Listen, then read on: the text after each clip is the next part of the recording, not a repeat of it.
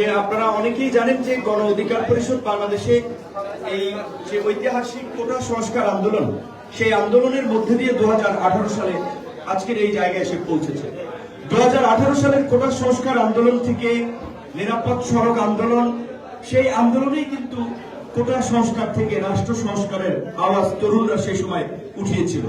এবং 2019 সালে ঢাকা বিশ্ববিদ্যালয়ে দীর্ঘ 28 বছর পরে অনুষ্ঠিত ডাকসু নির্বাচনে যখন আমরা শিক্ষার্থীদের একটা অভূতপূর্ব সমর্থন পেয়েছি, পরবর্তী রাজনৈতিক পথক্রমে সেটির আমরা আরো বাস্তবায়ন দেখেছি, আরো সমর্থন আমরা পেয়েছি, যার ফলে আমরা অনুভব করেছি যে বাংলাদেশে এখন একটা বিকল্প রাজনীতি দরকার।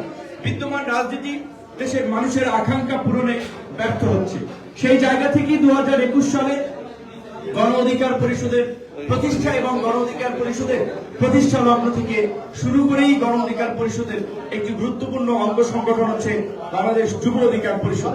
সারা বাংলাদেশের জেলা মহানগর পর্যায়ে তাদের সুসংগঠিত কার্যক্রম গণ অধিকার পরিষদকে আরো বিস্তৃত করেছে এবং শুধুমাত্র দেশের মধ্যে